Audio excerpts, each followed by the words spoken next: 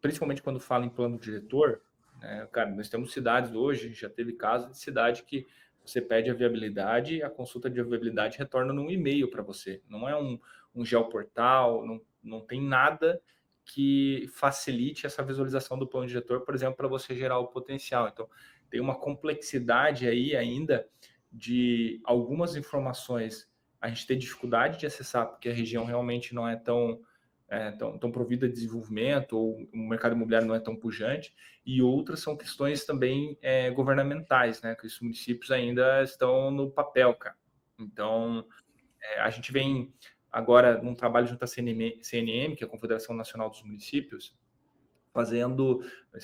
A gente selecionou seis municípios para fazer o desenvolvimento e implementar locates para ajudar a CNM a trabalhar com os ativos desses municípios, né? Entender o que esses municípios têm de riqueza em ativos.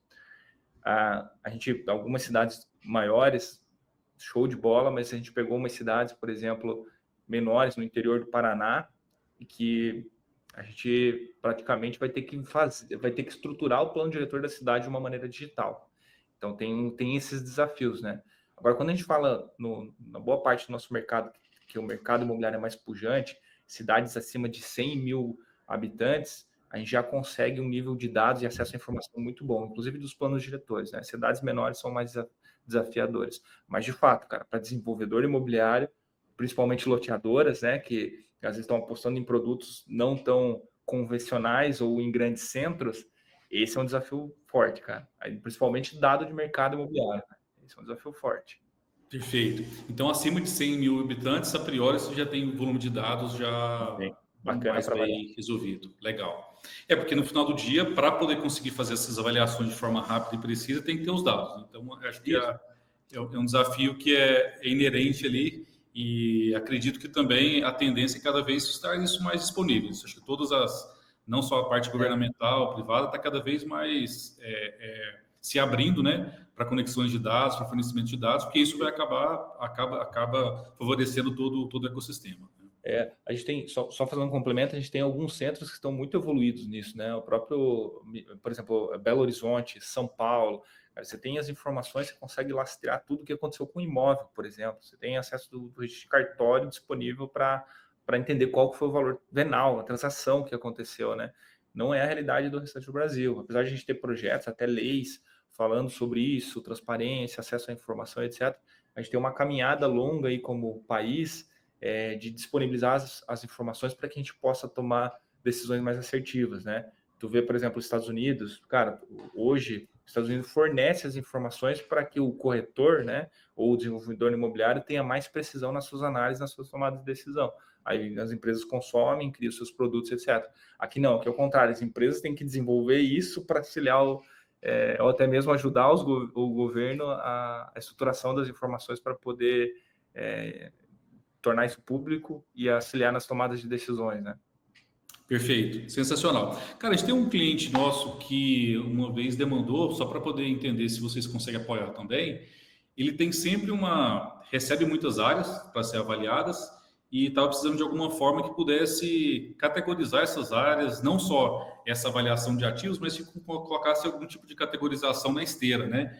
E eu falei, cara, enfim, facilita, ele vai só na parte de vendas, mas eu não sabia, enfim, para aproveitar essa oportunidade, vocês conseguem apoiar também nisso, no sentido de catalogar esses ativos, categorizar, colocar alguns classificações, enfim, para ele organizar na hora de tomar decisão, ele sabe onde procurar? Cara, isso aqui é engraçado, cara, esse é um ponto bem, bem legal. Esse é um problema também, porque assim, a qualificação e a avaliação de ativos é um problema, a organização dos ativos avaliados é outro problema. E o que a gente vem criando, até vem numa versão que a gente deve lançar aí entre maio, junho, que vai ter o gestor de ativos, que vem para resolver justamente esse desafio. Porque o que acontece? Muitas vezes o cliente está trabalhando com vários ativos ou tem o seu próprio land bank já, e ele não quer fazer essa mistura, né? Então, quais ativos estão mais quentes, que ativos eu estou em negociação, os documentos desses ativos, às vezes está no Google Drive, às vezes está na pasta do computador de alguém que está avaliando. Então, a gente está criando esse gestor de ativos justamente para facilitar também essa estruturação do land bank do cliente, né, o que ele tem em banco, que está sendo desenvolvido, fazer as atualizações de informação, né, para ele tomar as decisões, mas também essa esteira de negócios e avaliação ser um processo mais organizado, né? Pegar o que é lixo, precisa ser arquivado, o que vai ficar em desenvolvimento, o que está indo para proposta, etc. Ele não é um CRM, ele é um organizador, né? Mas a gente está exatamente com esse desafio, a gente está falando com os clientes, encontrando a melhor maneira de envelopar isso aí, cara. A gente tem os protótipos, Perfeito. tá Não, validando. legal. Bom Tá bom. saber. Principalmente pelo volume que tem. Nesse caso, esse cliente é um cliente bem grande, então, para ele organizar essa gestão de ativos é um desafio e, de fato, às vezes não é uma decisão naquele momento, mas ele quer ter um banco organizado e classificado para, em determinado momento, ele poder fazer uma ativação, uma negociação. Total. Né? E Glauco, esse desafio a gente está se inserindo, né? Até a gente conversou um pouco sobre isso. O desafio da avaliação de ativos, ele é um problema do mercado corporativo, mas ele também é um problema do governo, cara.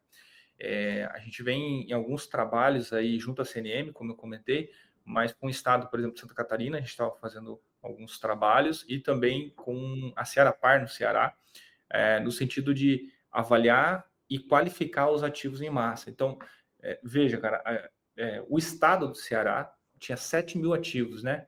Desses 7 mil ativos, eles têm um processo lá de armazenamento dessas informações, até porque é um dado público, né? Enfim, mas não é um processo interativo, georreferenciado, com informações se aquele ativo, se ele pode desempenhar ou não, aonde qual a qualificação daquele ativo, etc. Então, a gente está vendo esse movimento também dos estados e municípios, né, fazerem o tratamento dos seus ativos.